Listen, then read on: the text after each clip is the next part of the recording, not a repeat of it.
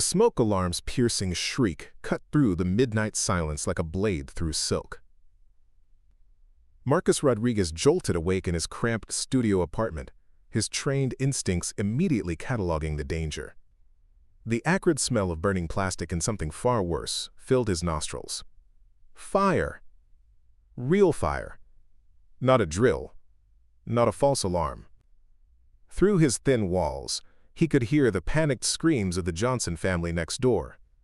A woman's voice, high and desperate, calling for her children. Before we jump back in, tell us where you're tuning in from. And if this story touches you, make sure you're subscribed, because tomorrow, I've saved something extra special for you. Marcus didn't hesitate. 8 years as a firefighter had carved certain responses into his very bones, even if the department had stripped away his badge and pension 3 years ago. He grabbed the emergency kit he still kept by his bedside, pulled on his boots, and rushed into the hallway of the deteriorating apartment complex. The heat hit him immediately, a wall of furnace air that spoke of flames already well established somewhere in the building's maze of poorly maintained units. The Johnson apartment door was hot to the touch. Behind it, chaos reigned. Marcus could hear little voices crying, confused and terrified. Without thinking, he kicked the door open, his shoulder absorbing the impact with practiced efficiency. Inside, the scene was every firefighter's nightmare. Thick black smoke obscured everything above waist level, and in the far corner, flames were already consuming the kitchen, spreading hungrily toward the living area where furniture and children's toys provided abundant fuel. Sarah Johnson stood frozen in the center of the room, clutching her 6-month-old baby, while her 4-year-old son Tommy clung to her legs. Her 8-year-old daughter Emma was nowhere to be seen. Sarah's eyes were wide with terror, her voice hoarse from screaming for help that wasn't coming fast enough. The fire department was still minutes away, and minutes might as well be hours in a situation like this. Marcus dropped to his hands and knees, staying below the smoke line as his training had taught him.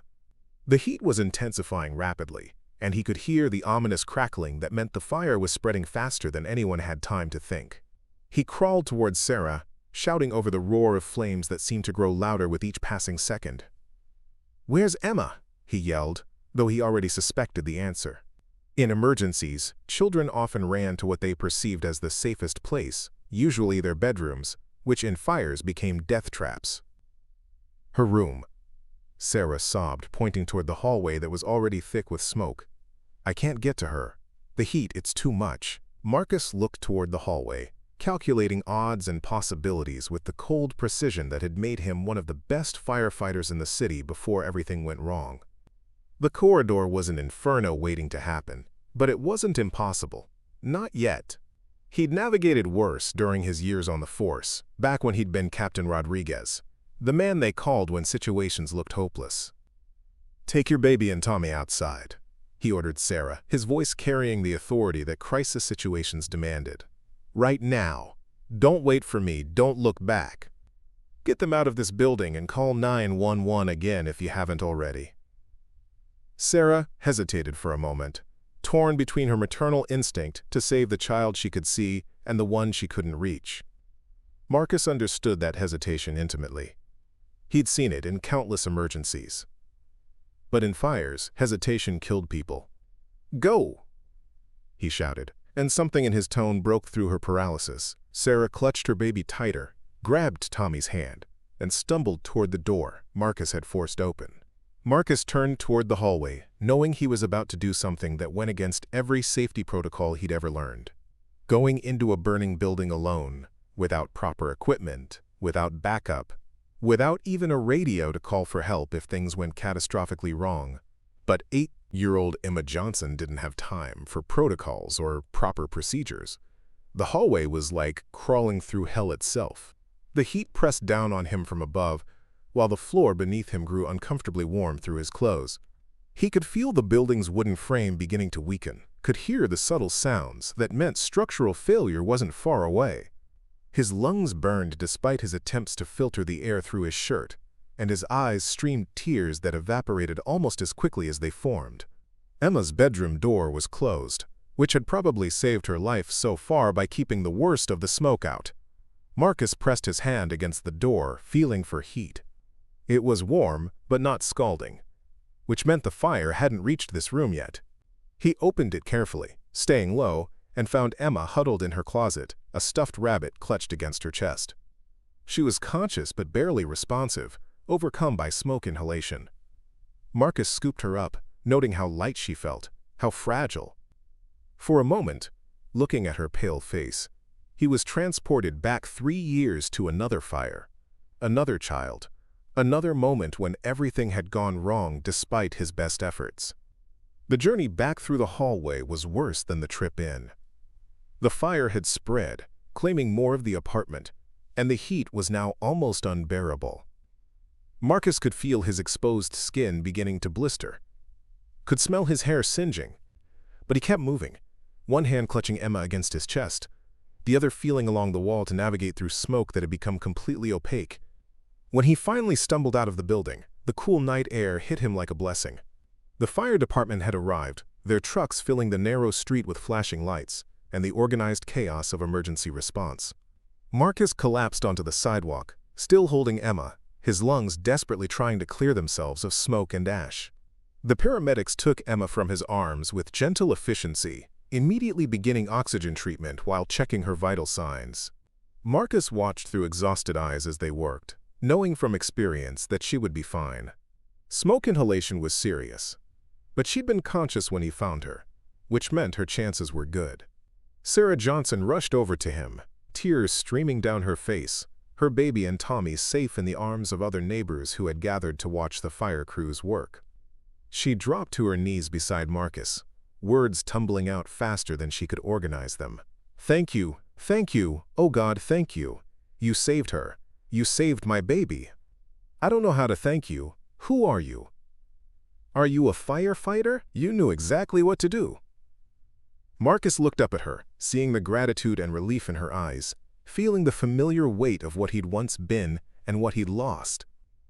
Just someone who was in the right place, he said quietly, his voice rough from smoke. Is everyone okay? Before Sarah could answer, one of the firefighters approached them. Marcus recognized him immediately. Lieutenant David Chen, someone who had once served under Marcus's command. Chen's expression went through several rapid changes as recognition dawned, surprise and confusion mixing with something that might have been respect. Captain Rodriguez?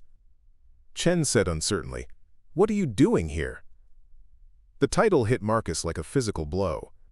He hadn't been Captain Rodriguez for 3 years, not since the Brennan Street fire that had ended his career and destroyed his reputation. He was just Marcus now, a man who fixed air conditioning units and lived in a 1-bedroom apartment in a building that was probably violating half a dozen fire codes. I live here, Marcus said simply, gesturing toward the building that was now fully engulfed despite the fire department's efforts. Unit 4B. Chen's expression shifted to something approaching sympathy. Marcus could see the mental calculations happening behind his former subordinate's eyes. The man who had once been considered one of the finest fire captains in the Persian. Preparing and narrating this story took us a lot of time, so if you are enjoying it, subscribe to our channel. It means a lot to us. Now, back to the story. City, living in this place, in this neighborhood where sirens were a nightly soundtrack, and hope was a luxury most people couldn't afford. The rescue, Chen said, looking between Marcus and the Johnson family. That was you? Marcus nodded, suddenly feeling every one of his 42 years. The adrenaline was wearing off, leaving behind the familiar ache in his lower back where he'd injured himself during the Brennan Street incident, and the deeper ache of memories he tried hard not to revisit. Chen radioed something to his crew, then knelt beside Marcus. The little girl's going to be fine. You got to her in time. Without you.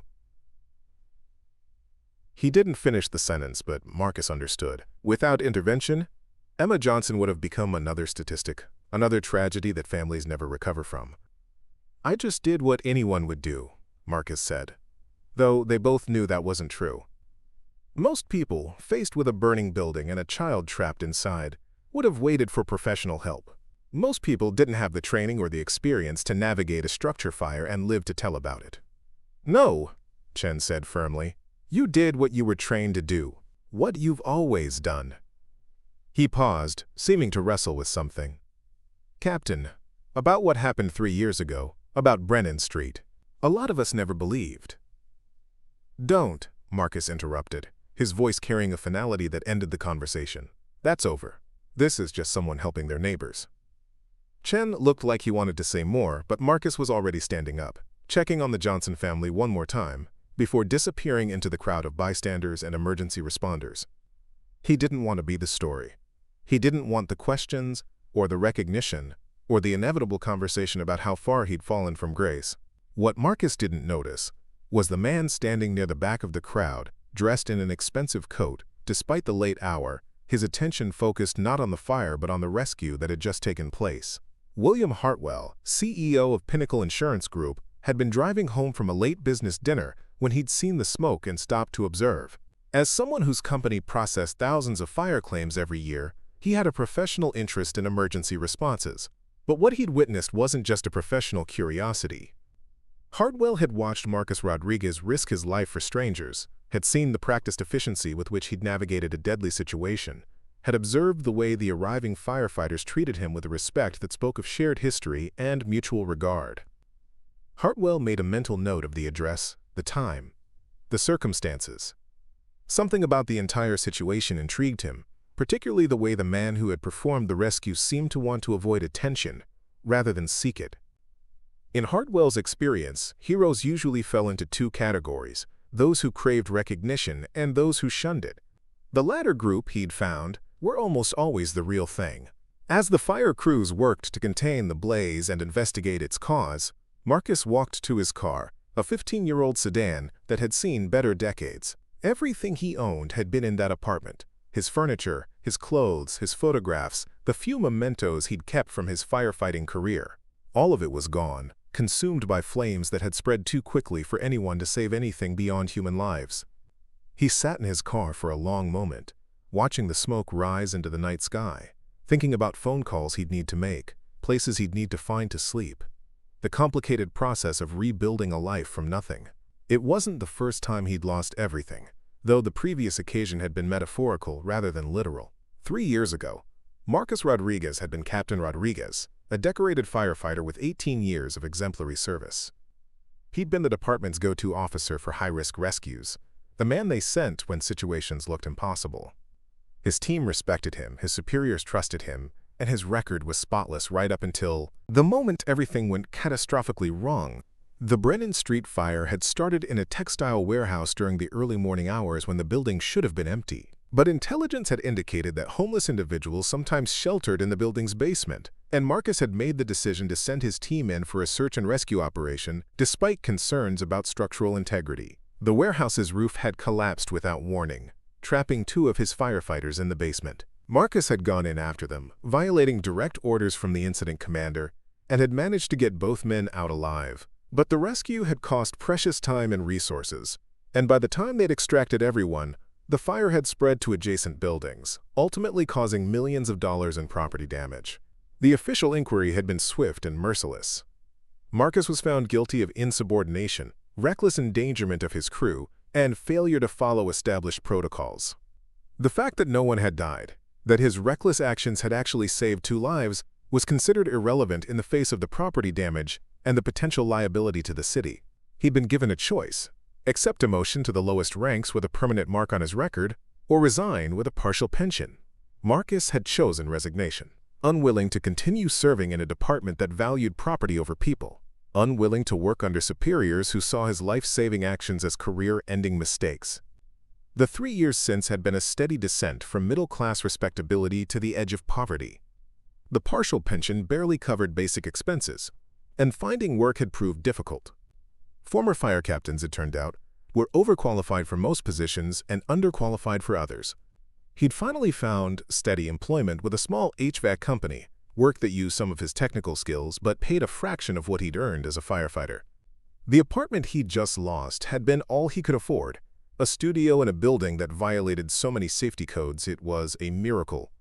Tonight's fire was the first serious incident, but it had been his. A small space where he could exist without questions about his past or expectations about his future.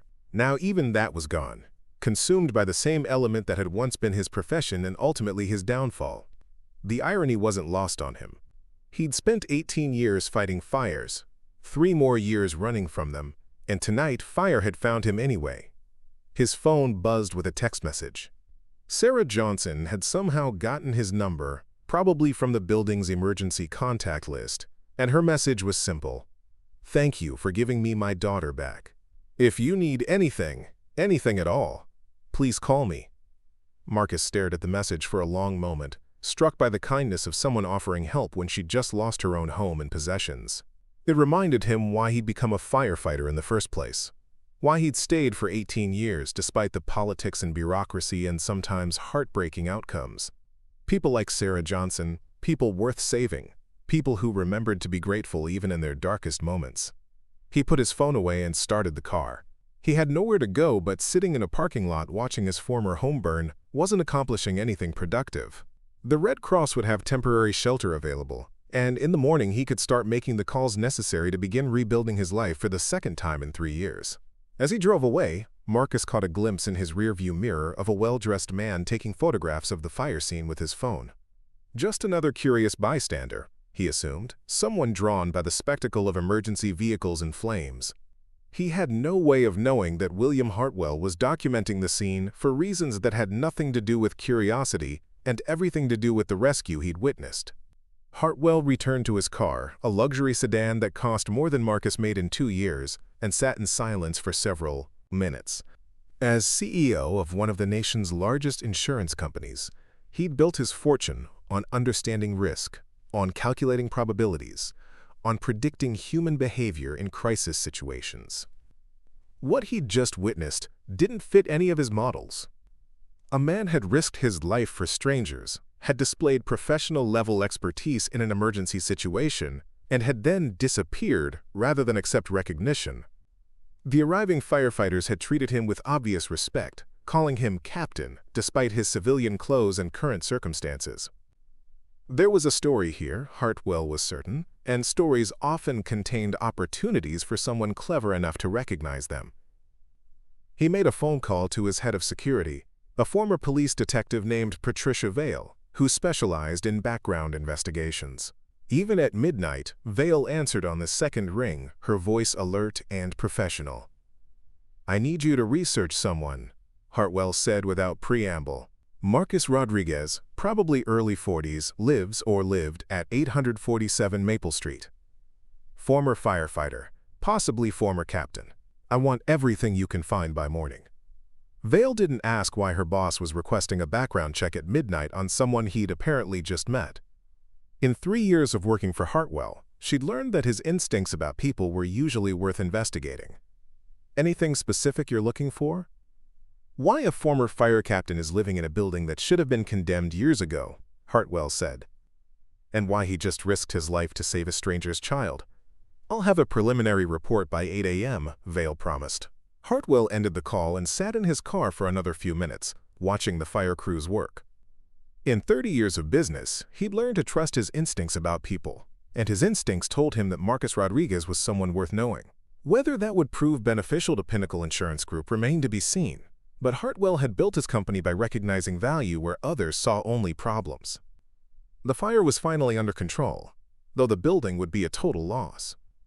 Hartwell counted at least 3 families who would be filing insurance claims in the coming days, assuming they had coverage. Many residents in buildings like this carried minimal insurance, or none at all, viewing it as an unaffordable luxury rather than a necessary protection. But claims and coverage were tomorrow's concerns. Tonight had been about something more fundamental, about the split-second decisions that revealed character, about the kind of person who ran toward danger when everyone else ran away. Hartwell had spent decades studying human behavior, and he'd never seen anything quite like what Marcus Rodriguez had done tonight. As he drove home to his mansion in the city's most exclusive neighborhood, Hartwell found himself thinking about risk and reward, about second chances and hidden value. Tomorrow would bring the background report on Marcus Rodriguez, and with it, perhaps an opportunity that neither man could yet imagine. Marcus, meanwhile, spent the night in his car in a 24-hour diner parking lot, dozing fitfully in the driver's seat while trying to plan his next steps. He'd survived worse situations than homelessness, had rebuilt his life once before when the fire department had stripped away his identity and purpose. He could do it again, one day at a time, one decision at a time. But as he drifted in and out of sleep, His dreams were filled with smoke and flames and the weight of an 8-year-old girl in his arms. Some burdens, he thought, were worth carrying, even when they cost you everything else. Emma Johnson would grow up because of choices he'd made tonight, and that knowledge was worth more than any apartment or possession he'd lost. The morning would bring new challenges, new complications, new questions about a future that seemed more uncertain than ever. But for now, in the quiet hours before dawn, Marcus Rodriguez slept the sleep of someone who had chosen correctly when it mattered most, even if the consequences of that choice remained unclear. Dawn came slowly, painting the sky in shades of gray that matched Marcus's mood as he drove to the diner for coffee and a chance to clean up in their restroom. The morning news was already carrying the story of the apartment fire, though it focused on the property damage and the investigation into the cause, rather than the rescue that had saved Emma Johnson's life. Marcus preferred it that way. Recognition brought questions, and questions led to conversations about the past he'd rather leave buried. He had enough to worry about without becoming the subject of local news stories about heroic rescues and fallen fire captains. But across town, in a glass office 40 stories above the city, William Hartwell was reading Patricia Vale's preliminary report on Marcus Rodriguez with growing interest. The story it told was both more complicated and more tragic than he'd expected, a tale of a decorated officer whose career had ended not in scandal or corruption, but in a conflict between duty and protocol that had ultimately cost him everything. Hartwell set down the report and walked to his office window, looking out at a city where thousands of people went to work each day, in buildings that might be safer because of Marcus Rodriguez's 18 years of service. The man who had risked his life last night to save a stranger's child had once been responsible for protecting the entire city from fire, and the city had discarded him the moment his commitment to saving lives conflicted with administrative convenience. It was, Hartwell thought, exactly the kind of situation that created opportunity for someone with the vision to see it. He reached for his phone, preparing to make a call that would change Marcus Rodriguez's life in ways neither man could yet imagine. But first, he needed to understand exactly what kind of man he was dealing with, and that would require a face-to-face meeting. The morning sun climbed higher, beginning another day in a city where heroes sometimes fell through the cracks, and second chances were rarer than anyone wanted to admit. But today, perhaps, would be different. Today, the path that had led Marcus Rodriguez from fire captain to apartment building rescue might finally lead somewhere worth going. Patricia Vale's complete report arrived on William Hartwell's desk at precisely 8 o'clock the following morning, a thick folder that told the story of a man whose life had been systematically dismantled by bureaucratic machinery. Hartwell read through it twice, his coffee growing cold as he absorbed the details of Marcus Rodriguez's rise and fall within the city's fire department. The man who had risked his life to save Emma Johnson had once been considered the finest fire captain in the department's history. His commendations filled 3 pages, including a Medal of Valor for rescuing 6 people from a hotel fire, a certificate of merit for developing new search and rescue protocols that had been adopted statewide, and numerous letters of appreciation from families whose lives he had saved. The Brennan Street Incident Report made for particularly grim reading. Marcus had disobeyed direct orders to extract his team from a burning warehouse, choosing instead to attempt a rescue operation that ultimately saved 2 firefighters' lives but resulted in extensive property damage when the building's collapse spread the fire to adjacent structures. The inquiry board's conclusion was damning in its bureaucratic coldness, focusing entirely on protocol violations while dismissing the human lives preserved by those same violations. Hartwell had seen similar patterns throughout his business career, situations where institutional thinking prioritized liability over leadership, where following procedures became more important than achieving the right outcomes. It was the kind of systematic failure that often destroyed genuinely valuable people while protecting those who never took meaningful risks. The financial section of the report was equally revealing. Marcus's pension payments barely covered basic living expenses, forcing him to take employment with Morrison HVAC, a small company that paid hourly wages for work that utilized perhaps 10% of his actual capabilities. His credit report showed a pattern of declining circumstances, missed payments becoming more frequent as his income proved insufficient for even modest living standards. Most telling were the personal details Vale had uncovered through interviews with former colleagues. Marcus had never married, had no children of his own, had devoted his entire adult life to a profession that ultimately rejected him. His former subordinates spoke of him with undisguised loyalty and respect, many expressing anger at how the department had treated him after 18 years of exemplary service. Lieutenant Chen, the firefighter who had recognized Marcus at the scene, had been particularly forthcoming in his assessment. Marcus Rodriguez had been the kind of captain who would run into burning buildings to save his men, who trained his crews harder than anyone else because he knew their lives depended on their skills, who had never asked anyone to take risks he wouldn't take himself. The Brennan Street decision, Chen insisted, was exactly the kind of choice that made Marcus Rodriguez the leader everyone wanted to follow. Hartwell closed the report and leaned back in his chair, considering possibilities and implications. As CEO of Pinnacle Insurance Group, he had built his reputation on identifying value that others overlooked, on finding solutions to problems that seemed intractable. The insurance industry was fundamentally about risk assessment, about understanding the difference between real danger and perceived threat, about knowing when to take calculated chances that others avoided.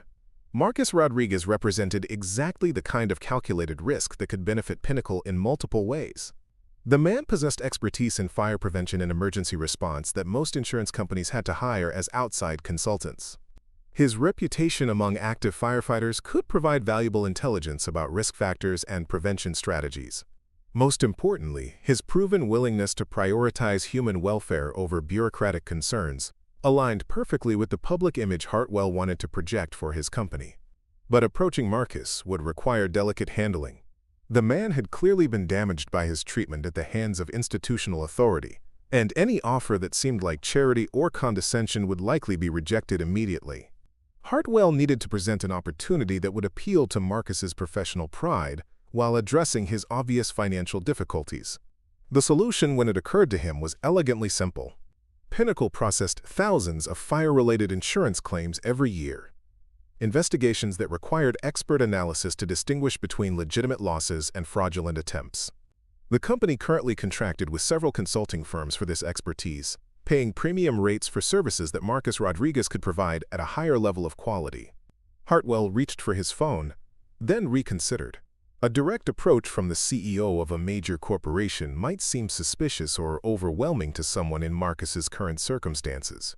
Instead, he would need an intermediary, someone who could make the initial contact seem natural and spontaneous rather than calculated and corporate. The answer came to him as he reviewed the fire scene photographs from the previous night. Sarah Johnson, the mother whose daughter Marcus had saved, would be filing an insurance claim with some company within the next few days. A simple matter of corporate influence could ensure that claim ended up being processed by Pinnacle, creating a natural opportunity for contact.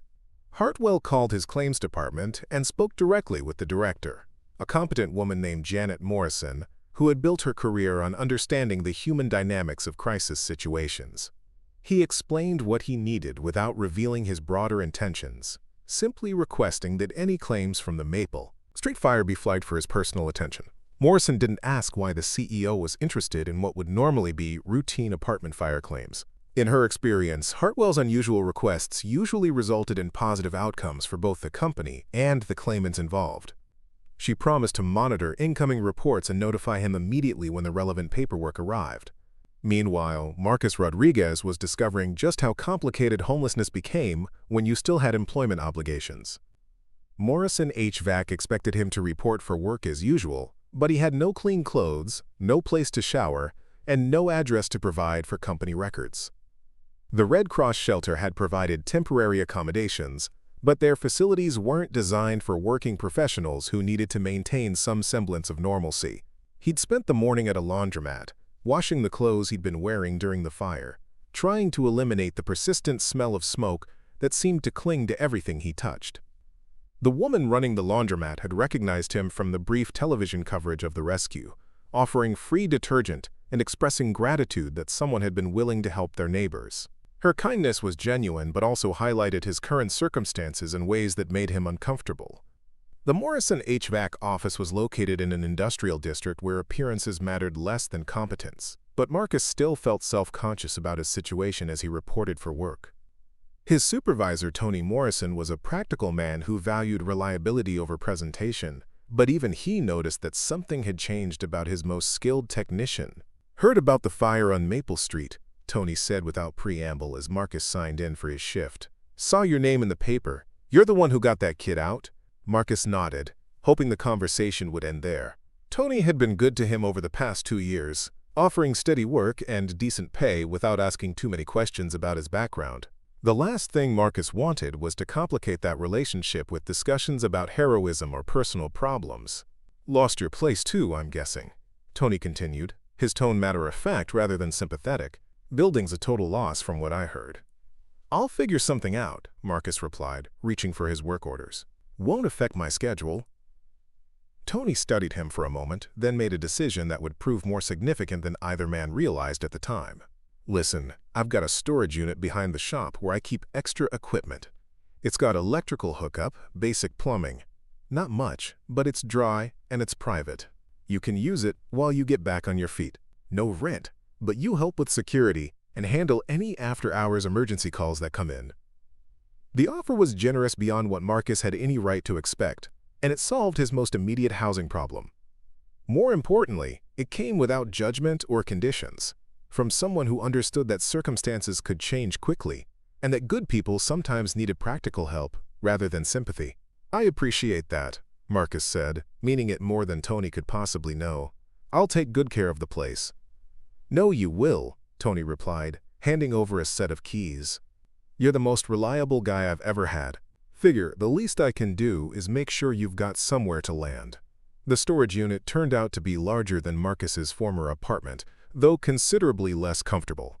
Tony had clearly been using it as more than just storage, with a small refrigerator, a basic bathroom, and electrical outlets that could handle essential appliances. It would require some modification to be truly livable, but Marcus had lived in far worse conditions during his military service before joining the fire department. As he arranged his few remaining possessions in what would serve as his temporary home, Marcus found himself thinking about the randomness of human kindness. Tony Morrison barely knew him, had no obligation to offer help, yet had provided exactly what Marcus needed most without making it feel like charity. It was a reminder that decency existed in unexpected places, that not all institutions or authorities operated according to the cold calculations he'd experienced with the fire department. His phone rang as he was setting up a basic sleeping area in one corner of the unit. Sarah Johnson's name appeared on the screen, and Marcus hesitated before answering. He appreciated her gratitude, but he didn't want to become a permanent fixture in her family's narrative of survival. Mr. Rodriguez. Sarah's voice was urgent, almost breathless. I hope I'm not bothering you, but something wonderful has happened and I wanted you to know about it. Marcus sat down on the folding chair that constituted his only furniture, preparing himself for news about Emma's recovery, or perhaps some media attention he'd rather avoid. Our insurance company called today, Sarah continued. Pinnacle Insurance Group. They're handling our claim personally, sending someone out tomorrow to assess everything. But that's not the amazing part.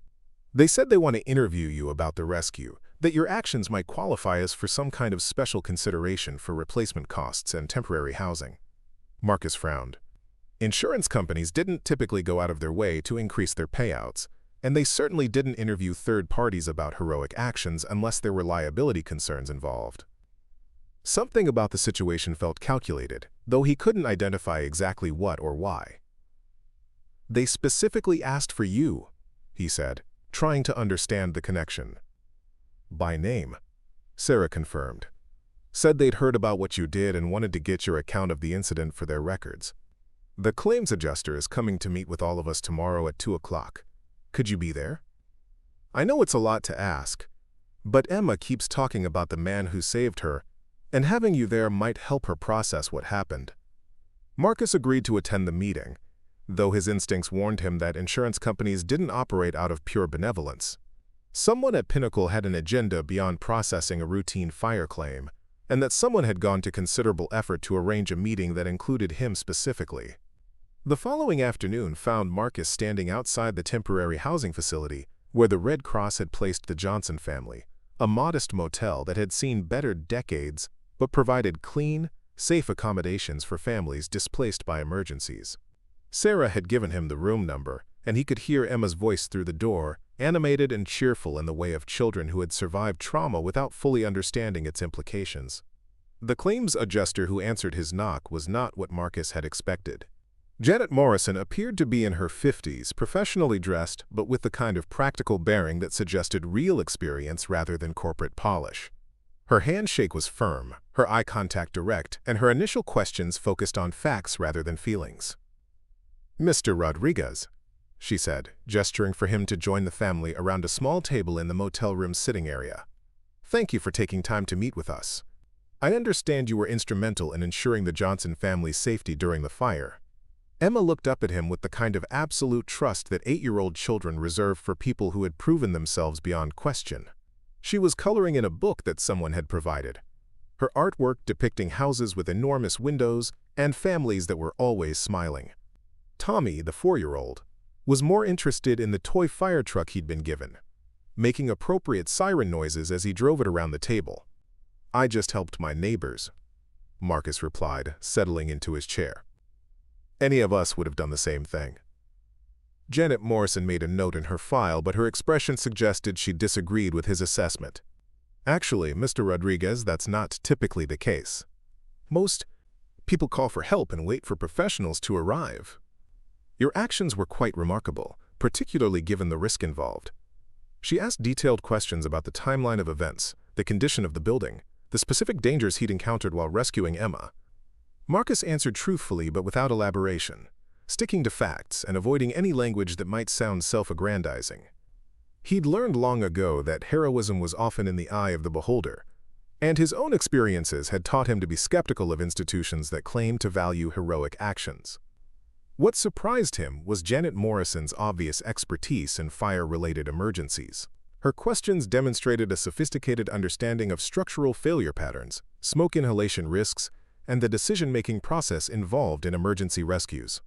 She wasn't just processing paperwork, she was conducting a professional debriefing that reminded him of his own post-incident reviews during his firefighting career. "You have experience with emergency situations," she observed, closing her initial notes. "Your responses suggest training beyond what most civilians would possess." Marcus glanced at Sarah, who was listening intently while keeping one eye on her children. He'd hoped to avoid discussing his background, but Janet Morrison's questions had clearly been leading toward this revelation. "Former firefighter," he said simply. 18 years with the city department. Janet Morrison's expression didn't change, but something shifted in her posture, a subtle indication that this information was significant but not surprising. Marcus realized she'd already known about his background, had probably known before she'd walked into the room. The entire meeting was beginning to feel like an elaborate screening process rather than a routine insurance interview. "That explains the expertise," Janet said, making another note. "And it raises some interesting possibilities regarding the Johnson family's claim."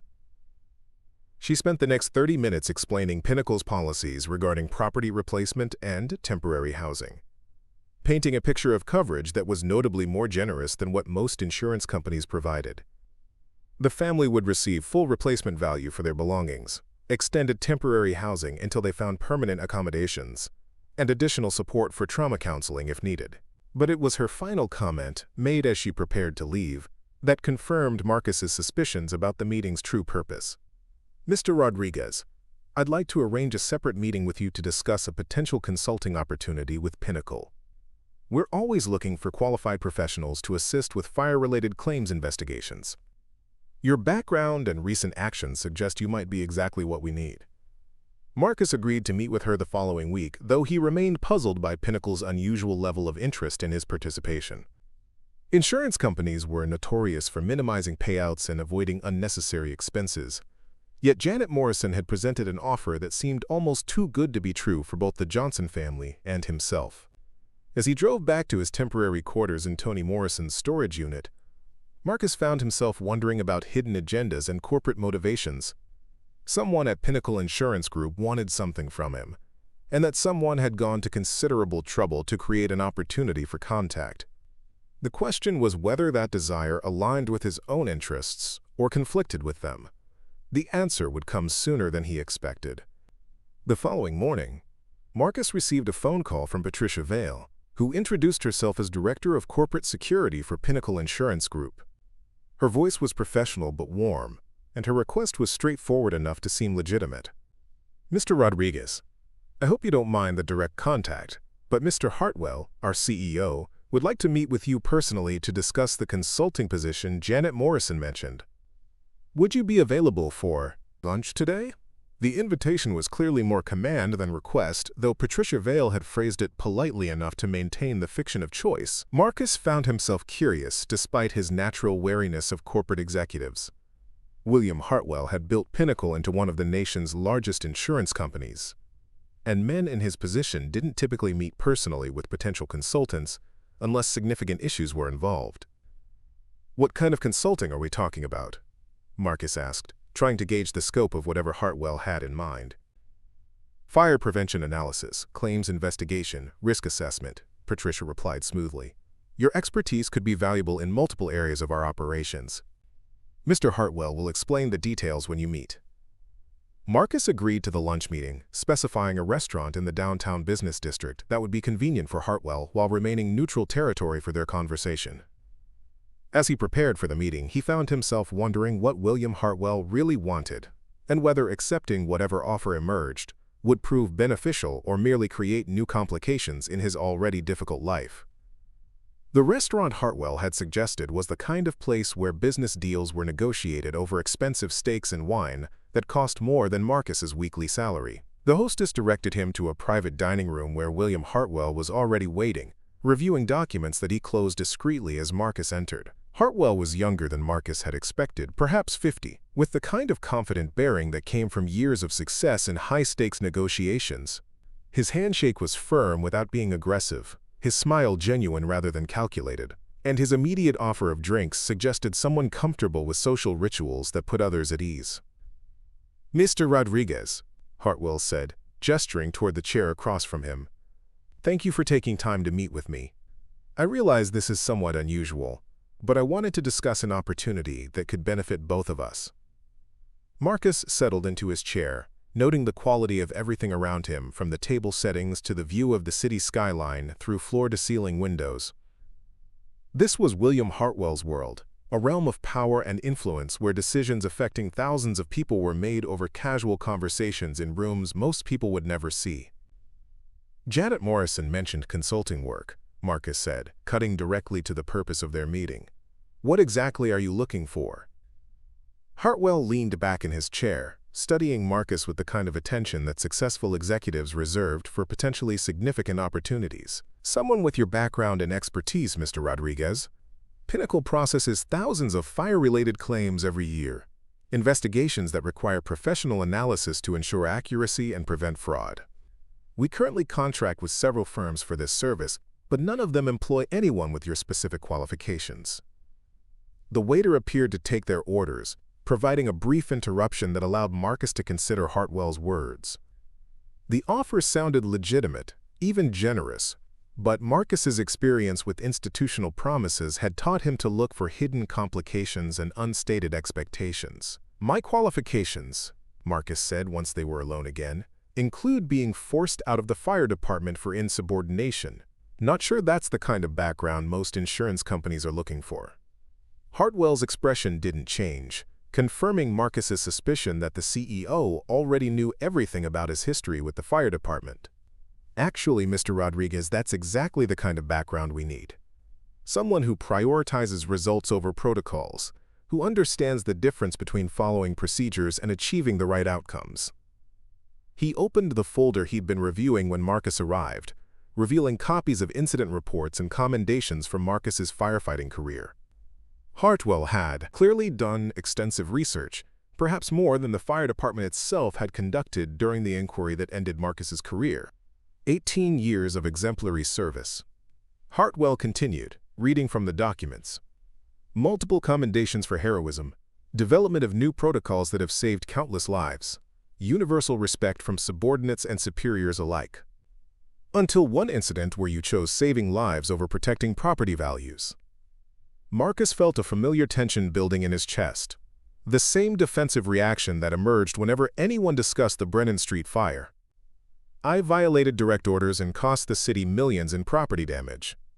That's what the inquiry concluded. The inquiry was wrong, Hartwell said flatly.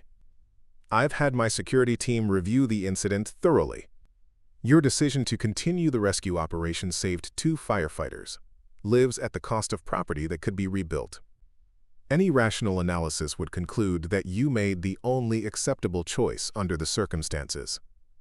The statement hung between them, challenging 3 years of Marcus's own self-doubt and anger about how his career had ended. Hartwell was offering something Marcus had never expected to receive: validation from someone with the authority and resources to make an informed judgment about his actions. "Why does any of this matter to an insurance company?" Marcus asked, though he was beginning to understand the broader implications of Hartwell's interest. "Because insurance is fundamentally about understanding risk and making correct decisions under pressure," Hartwell replied. "Your record demonstrates exactly the kind of judgment we need in someone conducting field investigations and assessing claims. More importantly, your recent actions prove that 3 years of institutional rejection haven't changed your fundamental character."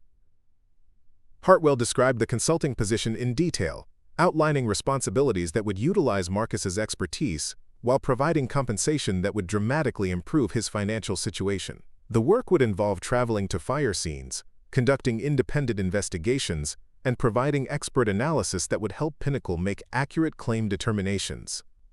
But it was Hartwell's final comment that revealed the true scope of his intentions. "Eventually, Mr. Rodriguez, I'd like you to consider joining Pinnacle permanently as our Director of Fire Prevention and Investigation Services.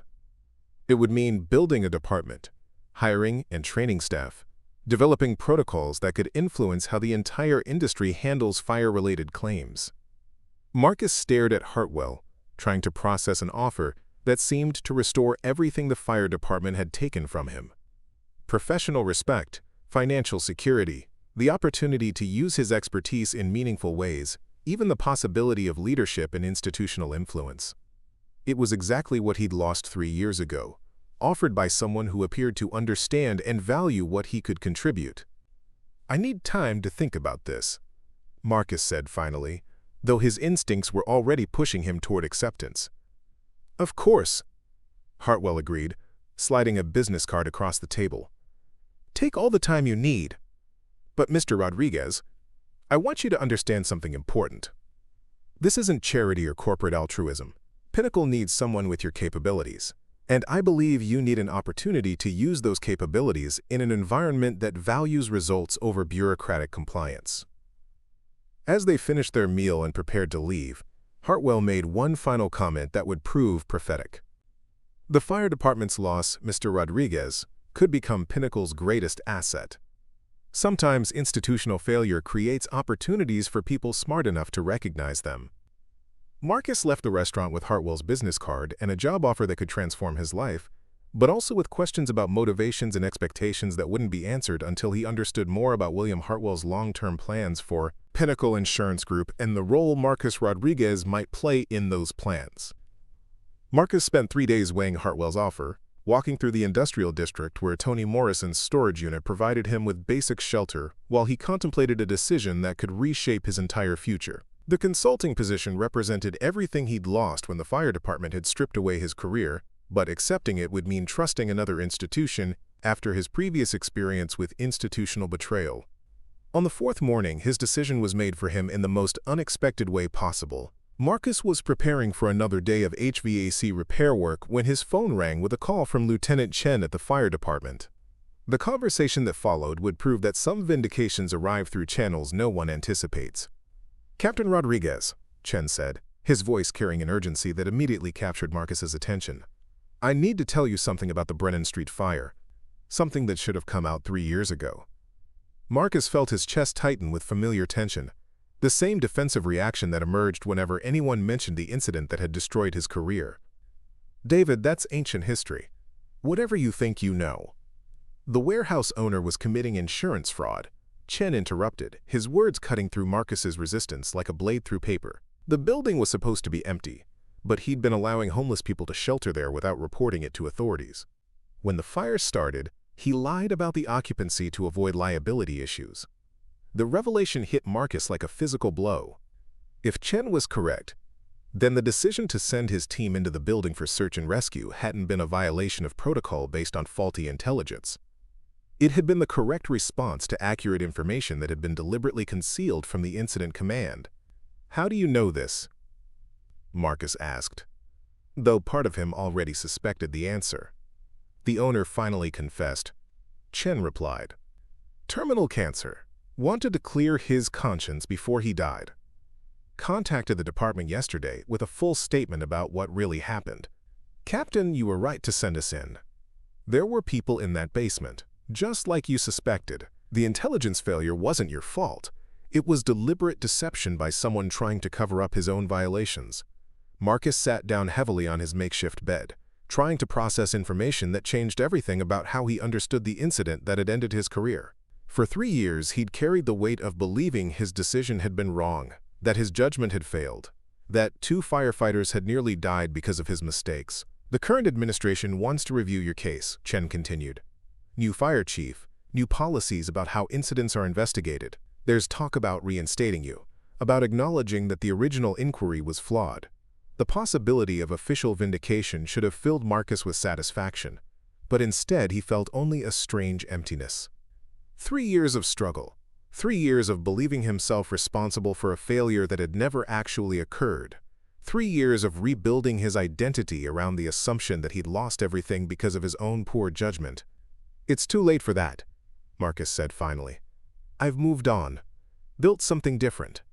Chen was quiet for a moment, clearly surprised by Marcus's response. "Captain, this could restore everything. Your rank, your pension, your reputation. The department owes you that much." "The department owes me nothing," Marcus replied, and as he said the words, he realized they were completely true. "I don't want their apology or their reinstatement. I found something better." After ending the call with Chen, Marcus walked outside into the crisp morning air, feeling lighter than he had in years. The vindication he'd never expected to receive had arrived just in time to confirm that William Hartwell's offer represented a genuine opportunity rather than another institutional compromise. He called Hartwell's direct number, reaching the CEO within minutes despite the early hour. "Mr. Rodriguez," Hartwell said, his voice warm with satisfaction, "I was hoping to hear from you." "I accept your offer," Marcus said without preamble. "All of it. The consulting work, the director position, whatever you need." Hartwell was quiet for a moment, as if sensing that something significant had changed since their restaurant meeting. "I'm pleased to hear that. When can you start?" "Immediately," Marcus replied.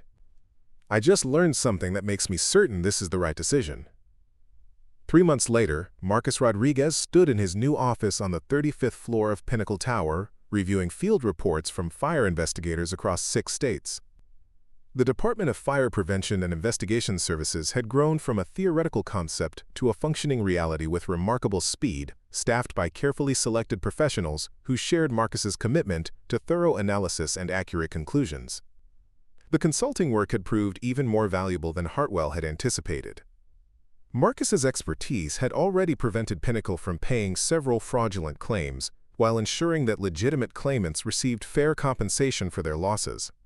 His reputation among active firefighters had opened doors that corporate investigators could never access, providing intelligence about risk factors and prevention strategies that saved the company millions in avoided claims. But it was the personal transformation that surprised Marcus most. For the first time since leaving the fire department, he woke up each morning with a sense of purpose that extended beyond mere survival. He was building something meaningful, creating systems that would protect both Pinnacle's interests and the welfare of people facing genuine emergencies. The Sarah Johnson case had become a model for how the new department operated. The family had received comprehensive coverage for their losses, including assistance that extended well beyond basic policy requirements. Emma Johnson sent Marcus drawings every few weeks, pictures of houses that never burned, and families that were always safe. Her mother had found stable employment and permanent housing, building a new life from the foundation of kindness that had emerged from tragedy. Marcus's relationship with Toni Morrison had evolved as well. The HVAC contractor had been so impressed by Marcus's transition that he'd contracted with Pinnacle to provide building system assessments for commercial fire prevention surveys. Their partnership had grown into genuine friendship, built on mutual respect for practical competence and personal integrity. The vindication from the fire department had eventually become public knowledge, reported in local media as a story of institutional error and delayed justice. Marcus had declined all interview requests, preferring to let his current work speak for itself rather than relitigating past grievances. The department's offer of reinstatement remained officially open, but Marcus had made clear that his future lay elsewhere. William Hartwell had proved to be exactly the kind of leader Marcus had hoped to find, someone who valued results over politics and who understood that genuine expertise required both technical knowledge and moral courage. Their working relationship had developed into something approaching friendship, built on shared recognition that the most important decisions often required choosing between safe protocols and right outcomes. On a warm afternoon in late spring, Marcus received a call that brought his transformation full circle. A massive warehouse fire in the industrial district had trapped several workers, and the incident commander was requesting consultation from someone with Marcus's expertise in structural collapse rescue operations. Marcus arrived at the scene to find controlled chaos, firefighters working with practiced efficiency while incident command coordinated resources and strategy. The building was identical to the Brennan Street warehouse where his career had ended 3 years earlier, presenting exactly the same risks and opportunities that had led to his original downfall. Lieutenant Chen approached him as he surveyed the situation, their conversation brief and professional despite their shared history. "Same type of structure as Brennan Street," Chen observed. "Same collapse risks. Same occupancy issues." Marcus nodded, studying the smoke patterns and thermal indicators that revealed the fire's progression through the building. His analysis was swift and certain, based on expertise that had only deepened during his years away from active firefighting. "Send 2 teams through the loading dock," he advised. "The eastern wall is compromised, but the main support structure should hold for another 20 minutes. There are people in the northwest section, probably trapped by debris near the office area." Chen relayed the recommendations to Incident Command, and Marcus watched as firefighters executed the rescue operation with precision that would have made his former crews proud. Within 15 minutes, all trapped workers had been evacuated safely, and the building's controlled collapse had been managed without injury or additional property damage. As the scene wound down and equipment was secured, the current fire chief approached Marcus with an expression that mixed professional respect with personal regret. "Mr. Rodriguez," Chief Williams said, extending his hand. "Outstanding analysis. That recommendation probably saved lives today." Marcus accepted the handshake, noting how strange it felt to be praised by the institution that had once rejected him. "Just doing what needed to be done, Chief." "I've reviewed your case file," Williams continued. "What happened 3 years ago was wrong. The department failed you, and I want you to know that we've learned from that failure." Marcus looked around the scene, watching firefighters who still regarded him with the respect reserved for proven leaders, working with equipment that incorporated safety improvements he'd recommended years earlier. The department had indeed learned from its mistakes, but so had he. "The past is past," Marcus said simply. "What matters is that everyone went home safe today." As he drove back to Pinnacle Tower, Marcus reflected on the journey that had brought him from disgrace to redemption, from isolation to purpose, from institutional rejection to meaningful contribution. The fire that had destroyed his apartment had been only the beginning of a transformation that revealed how loss could become opportunity for someone willing to rebuild from foundation principles. His phone buzzed with a text message from Emma Johnson, now 9 years old and thriving in her new life. The message contained a single photograph, a drawing of a man in a business suit standing next to a fire truck, with the words, "My hero, Mr. Marcus," written in careful block letters across the bottom. Marcus smiled as he saved the image, understanding that heroism wasn't about recognition or official validation, but about choosing to help when help was needed, regardless of personal cost or institutional approval. Some victories, he'd learned, were measured not in medals or commendations, but in the quiet satisfaction of lives preserved and futures protected.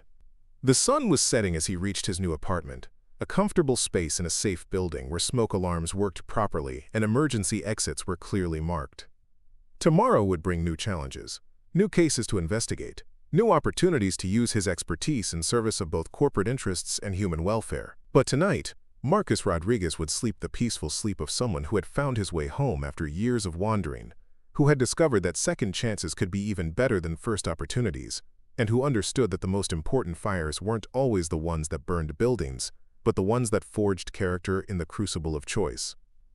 5 years had passed since Marcus Rodriguez walked away from the fire department's offer of reinstatement, and those years had transformed not only his own life, but the entire landscape of insurance investigation. The Department of Fire Prevention and Investigation Services at Pinnacle Insurance Group had become the industry standard, with other companies attempting to replicate the comprehensive approach Marcus had developed.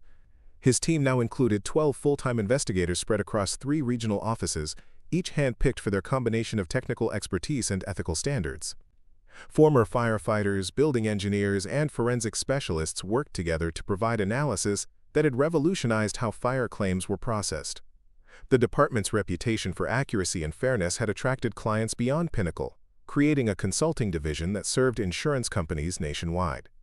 The financial transformation had been equally dramatic. Marcus's salary as department director exceeded what he'd ever earned as a fire captain, and his equity stake in Pinnacle's expanded investigation services had created wealth he'd never imagined possible. But more important than personal prosperity was the knowledge that his work protected both legitimate claimants and insurance companies from fraud, creating a system that served everyone's interests. William Hartwell had been promoted to chairman of Pinnacle's board, his success with the investigation department serving as a springboard for broader innovations in insurance services. The partnership between CEO and department director had evolved into a friendship built on mutual respect and shared vision for how institutional authority could serve rather than constrain genuine expertise. The warehouse rescue that had brought Marcus full circle 5 years earlier had become something of a legend within fire service circles. Videos of the incident were used in training programs to demonstrate how proper consultation could save lives while minimizing property damage. Marcus received regular invitations to speak at firefighting conferences, though he carefully limited such appearances to avoid becoming a celebrity rather than a working professional. Emma Johnson, now 14, still sent Marcus occasional drawings, though her artistic style had evolved from crayon sketches to sophisticated digital artwork. Her latest creation depicted firefighters and insurance investigators working together at an emergency scene, with the caption, "Heroes come in different uniforms." Sarah Johnson had remarried and started her own business, a disaster recovery consulting firm that helped families navigate insurance claims and rebuild their lives after emergencies. Tony Morrison had expanded his HVAC company into a full-service fire prevention contractor, specializing in building systems that could prevent fires or limit their damage when prevention failed. His partnership with Pinnacle had grown into a comprehensive relationship that included risk assessment, emergency response planning, and post-incident recovery services. The storage unit where Marcus had lived temporarily had been converted into Tony's first satellite office, a reminder of how temporary solutions could become foundations for permanent success. The most significant change, however, had been Marcus's decision to establish the Rodriguez Foundation, a nonprofit organization that provided emergency assistance to families affected by fires and other disasters. The foundation's mission extended beyond financial aid to include advocacy for better building codes, support for displaced families, and education programs that taught fire prevention in underserved communities. Emma Johnson had been the foundation's inspiration, but its work had touched thousands of lives across the country. Emergency responders who faced financial hardship received grants that helped them maintain their livelihoods while serving their communities. Families displaced by disasters received not only immediate assistance but long-term support designed to help them rebuild stronger than before. The foundation's crown jewel was the Marcus Rodriguez Training Center, a state-of-the-art facility where firefighters, insurance investigators, and emergency responders trained together using realistic simulations of disaster scenarios.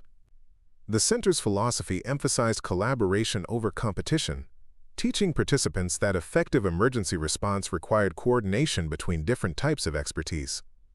Marcus's personal life had found stability as well.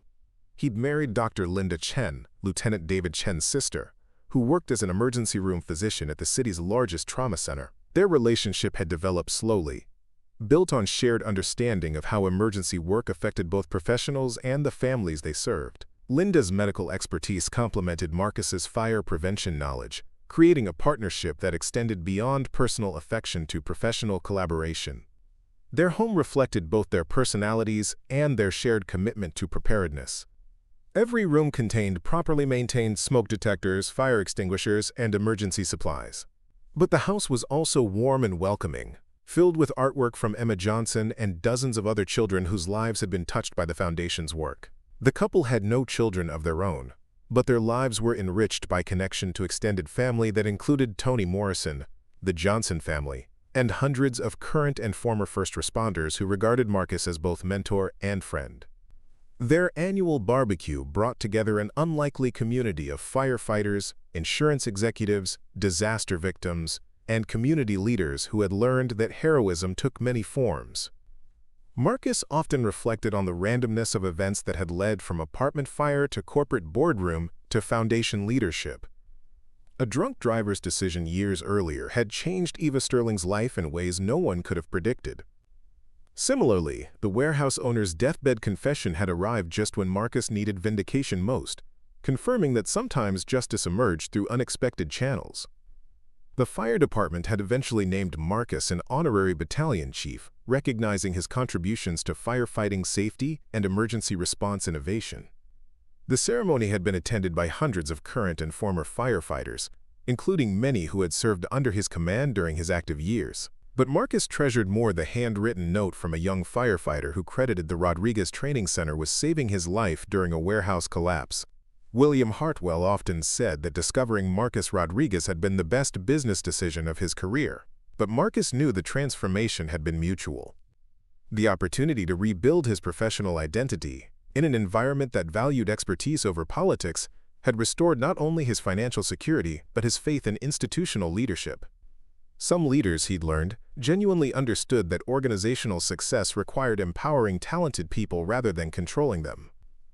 As he stood in his office one evening, reviewing reports from investigators across the country, Marcus thought about the 8-year-old girl whose rescue had set everything in motion. Emma Johnson was applying to colleges now, planning to study emergency management and disaster recovery. Her career choice had been influenced by understanding that heroes existed in many professions, that saving lives sometimes meant preventing disasters rather than responding to them.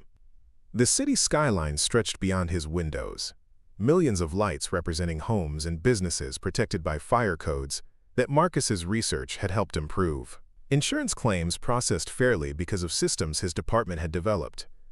Families sleeping safely because of prevention programs the Foundation had funded.